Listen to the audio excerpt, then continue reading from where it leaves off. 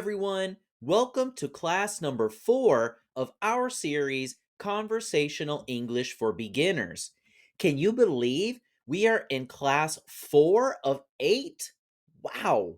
In the last class, we talked about regular verbs in the present tense and how we can use them. In this class, we want to talk about two very common and very important verbs that are irregular: to have and to be. These two verbs are irregular, and that means that they do not quite follow the rules that we discussed in the previous class. But it's okay. These two verbs are so common that you have the opportunity to practice them in almost every conversation. Remember, for this class, you need the class materials in the description box of the video below. Open the link that says class number 4 and we can get started. On page 1 of our class materials, you see the verbs to be and to have. Now, to be and to have are two of the most commonly used verbs in the English language. Both verbs are irregular, but to be is more irregular. It does not follow the rules we have learned. With practice, though, it becomes easy to remember. We use the verb to be to describe our physical condition or our temporary situation. For example, where we are, our physical environment, or our physical state of being. For my Spanish speakers, to be is like ser and estar. Of course, in Spanish, there's a difference. Ser we use to describe permanent characteristics or long term characteristics. And we use estar to describe a temporary condition, location and condition, temporary. In English, however, to be is always the verb we use. For my Spanish speakers, again, to have is like tener and haber. I know that's interesting. That's a little different. So we use to have to describe possession of an object or a thing. We can also use it for a very specific verb tense. We'll get into all of this in greater detail shortly. Let's kick things off with to be. All right. So in English, and you can follow along on your version of this document, we say, I am. I am a teacher. Yo soy. Yo estoy. No difference in English. Then we can also say, you are. You are my friend. Tú eres mi amigo. Then we have he, she, it. And for all of these pronouns, we use is. And again, for many of my Romance language speakers out there, some of these are similar. Is very similar to es, right? Then we have we are.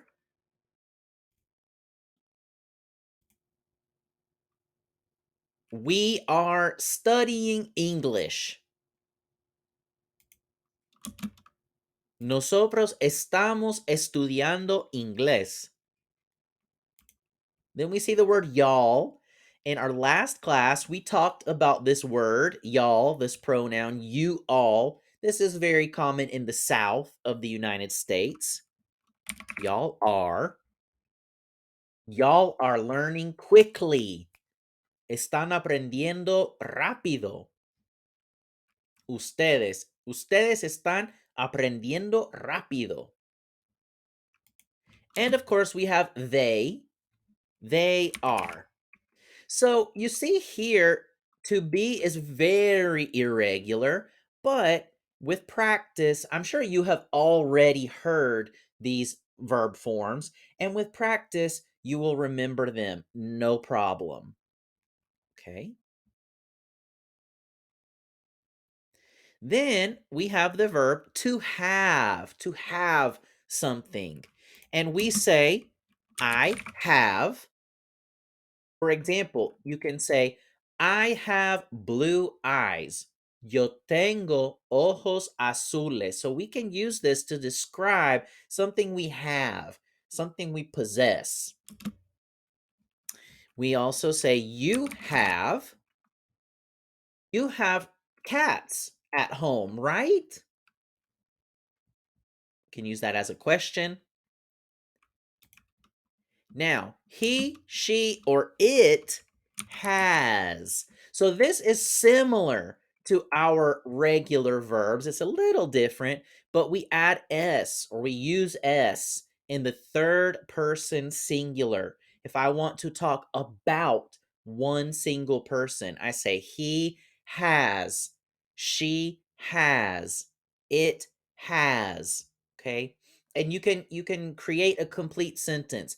He has new shoes. She has a good job. It, maybe the dog, it has a full bowl of food. Over here, we go back to have. We have. We have to study English. Again, this would be like tenemos que hacer algo. We have to do something. Y'all have, and they have. We keep it simple here with have. Again, this verb is irregular, a little bit, but it's not so irregular. It's not as irregular as to be. Let's go to the next page. On page 2, you have some examples. In the first section, complete the sentence with a form of to be.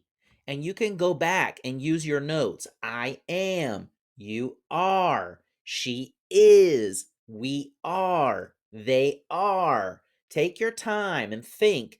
Okay, I'll give you one. I am from the United States. Okay, so take a few minutes to try those. And in the next section, complete the sentence with a form of to have. And you will see here, we can use to have to describe possession, obligation. I have to do something. For example, number 1, we to cook a delicious dinner for the family. We already know we have to cook a delicious dinner for the family. So take a few minutes, pause the video, and come back when you're ready.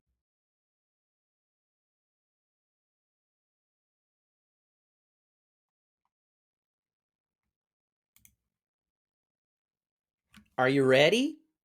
Let's take a look at these examples all together. With the verb to be, number 1, we already know I am from the United States.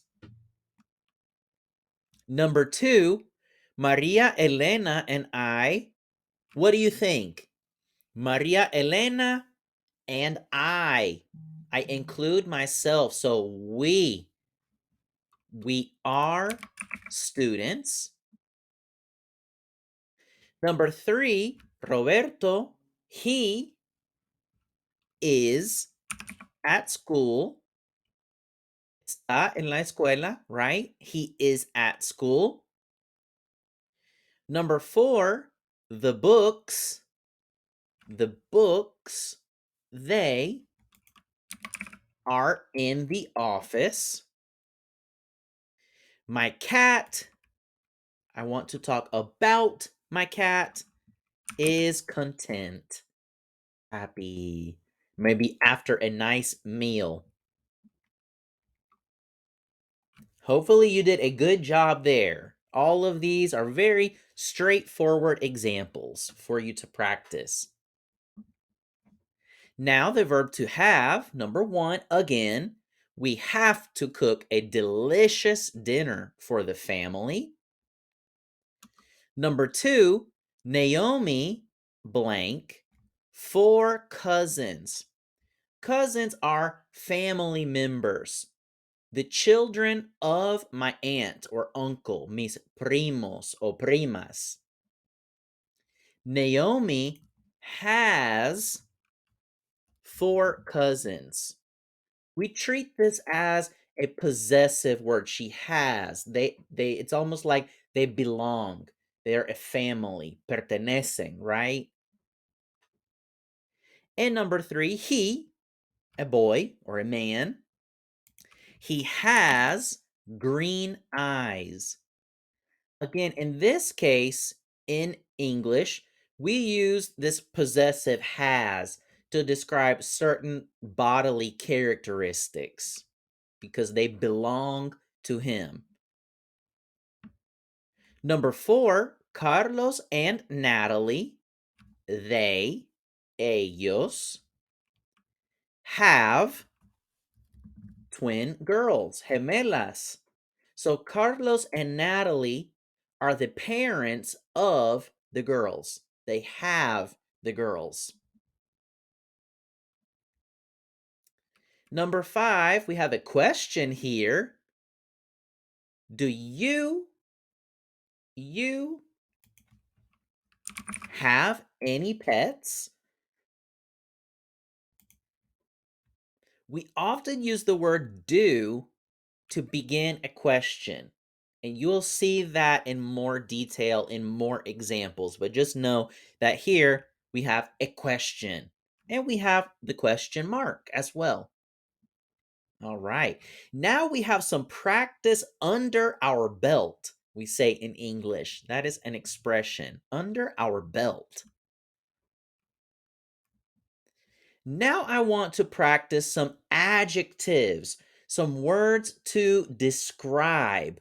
We can use adjectives with the verbs to be and to have to create complete sentences. Okay? We can use these verbs and these adjectives to describe people, places, things, you name it.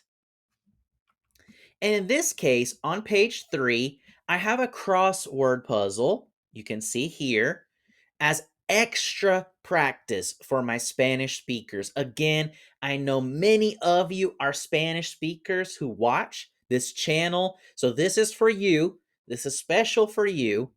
But on the next page, I have the answers, okay? So everyone can benefit from the answer page. Take a few minutes if you would like to complete the crossword puzzle. You can use a dictionary to find synonyms, right? The same word, but in English. Or you can move to page 4 and simply study our answers. No cheating. Again, pause the video if you like and come back when you're ready.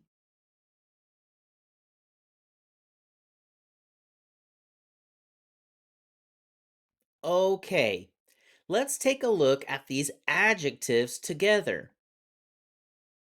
On page 3, the answer page, I have some emojis for you, and I hope the emojis help you understand these words, these descriptions. Now, I know that in many different languages, there is gender and number to adjectives, but in English, this is not the case. We will discuss this topic in more detail later. But for now, just know that you can use to be and to have, and you can make complete sentences with these adjectives and some adverbs, okay? So let's practice the pronunciation and also consider some special observations. First, we have sick. I use this word if I do not feel well, if I have a cough. I am sick. Old. We use this word to describe older people, maybe a great grandparent, someone who is older. Young. We see a picture of a baby. In English, the words old and young are opposites. Less. We use the word less to describe a number, to describe a quantity. For example, she has less money than her sister. We will work on comparisons later, but this is good to know. Happy, dirty. Here we have a picture of a broom. We can say, ooh, the house is dirty. Hardworking. You see a picture here of someone maybe who works in a factory. Hardworking means that I have the desire to work hard every day. I am a hardworking person. Clean. What is the opposite of clean? Dirty, of course. So I can say, the house is clean. Healthy. Healthy. There's that TH sound. I have a picture of a doctor here. To be healthy, it is important to go to the doctor, to exercise, to eat vegetables. So you can say, we are healthy. We exercise every day. Tall. Tall. Generally, a person over 6 feet is tall. Worried. This means that I am nervous or concerned. You can say, the student is worried about the exam. Ugh. Then we have the word large. And in English, this refers to size, overall size. So you can say that this shape, this diamond or this form is large. And over here, this diamond is small. Okay, these are opposites again. And you see this word when you go to a store, when you go to a restaurant and you order or you select a shirt, let's say large is the size. Then we have the word ugly. Ugh. Speaking of clothing and shirts, this shirt is a very bright color. Not everyone likes these colors together, I don't think. So maybe you think this shirt is ugly. The shirt is ugly. Ugh, no, thank you. I like it. On the next side, we have sad. What is the opposite of sad? Well, happy, of course. So you can say something like, he is sad. He is sick on vacation. Oh. Then we have the word more. More. This is the opposite of less. So you can say, I want to have more money. Then we have the word funny. Can you think of a funny person? A comedian is a funny person. There are many funny people in the world. Funny people make you laugh. This is different from fun. Fun is an overall characteristic, right? Like, the vacation was fun, or the nightclub was fun. But in this case, the comedian is funny. Lazy. Lazy. I don't want to do anything. On Saturdays, I feel lazy. This is the opposite of hardworking. These words are opposites. Then we have the word short. Short. Now, I have a camera here because we can refer to the height of a person, tall or short, or we can use the word short to refer to duration. For example, the movie is short. Now, the opposite here is the movie is long. Long, short. We use these words for duration. Of course, we already mentioned the word small. Small. This is also a size. For example, the size of a jacket. The jacket is small. The jacket is large. These are opposites. Then we have the word handsome. Handsome. Just like hand. Handsome. This word is typically used to refer to a man who is good looking, right?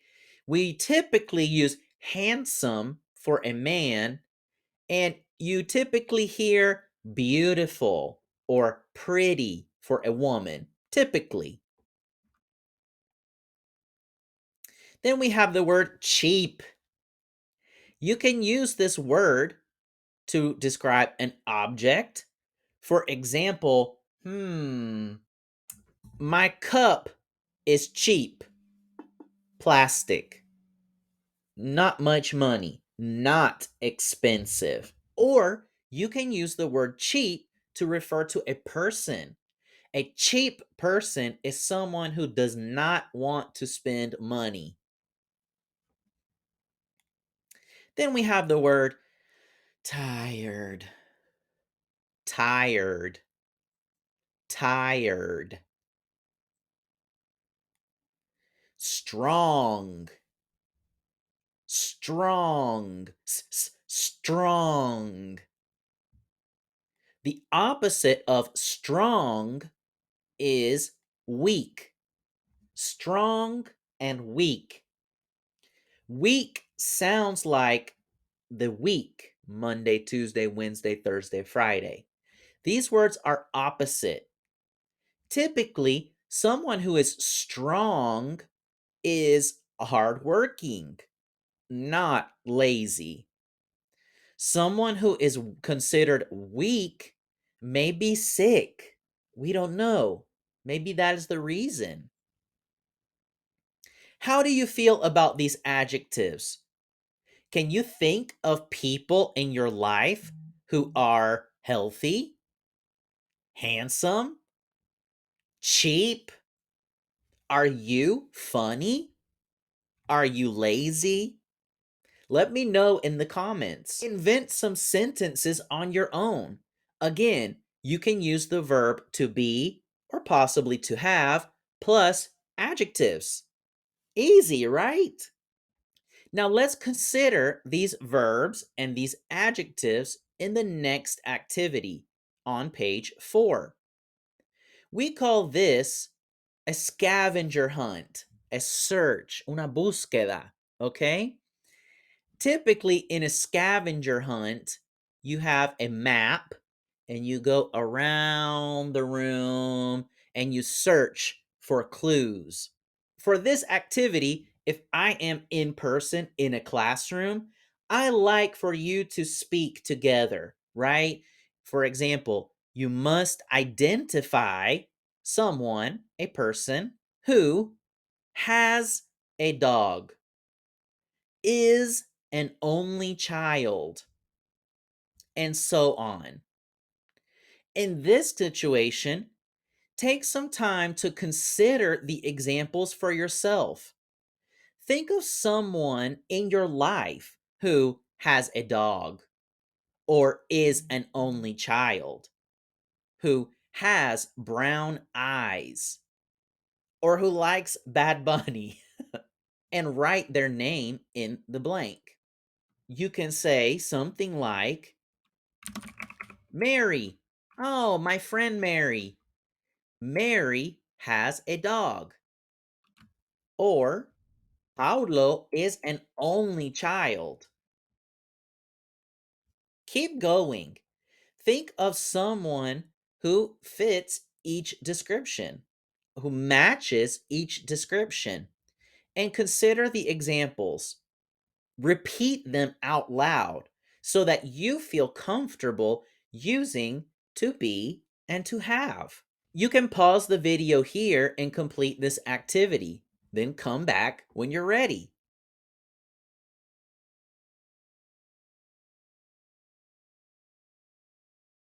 Whew, that is a lot of information, but I hope this is good practice for you. And remember, you can share your thoughts in the comments. For our next class, study page 5. You have around town vocabulary. We will use these words to describe places, people, and jobs in your community in the next class.